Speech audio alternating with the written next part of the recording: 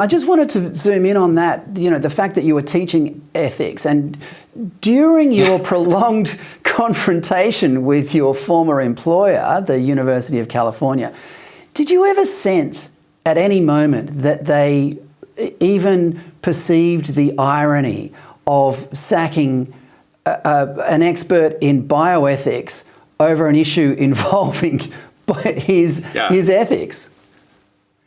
No, it's very strange, and I can't help but think that the university simply felt threatened by a dissident within the ranks, especially a dissident with a title that would give him some level of credibility. And it showed just how deeply wedded the university was to this particular policy and the rest of the sort of COVID apparatus that was rolled out during the pandemic. I think there were financial reasons for that. I think there were reasons related to political power that drove that.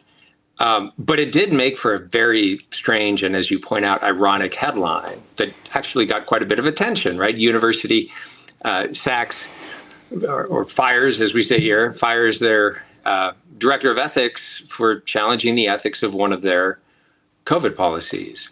And that irony wasn't lost on many people here. So the story made a bit of noise when it happened. But I don't sense any remorse or regret on the part of the university. How did the case? We're dealing with people here, that are never going to admit that they may have been wrong. That seems to be a universal problem. How did that case end up, Aaron? So it ended up that I didn't prevail in that case, mostly on a technicality that has to do with the level of scrutiny that the court applies to a case. So they applied the lowest level of scrutiny to my case, and so we weren't really able to argue the science. And I would need to be making a case that the court believed was a constitutional claim. And I tried to make the argument that my constitutional rights were being violated. The court didn't accept that argument in my case.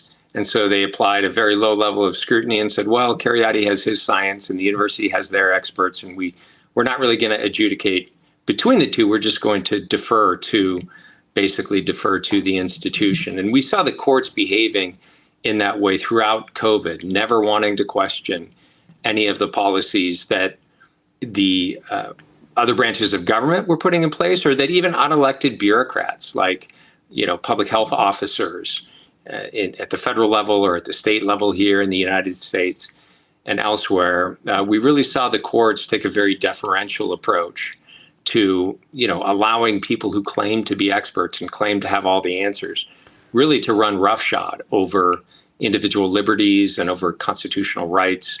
And that legal aspect of what happened during COVID is very concerning to me. I'm concerned about the misuse and the abuse of science. I'm concerned about, the censorship that was happening, including government-sponsored censorship.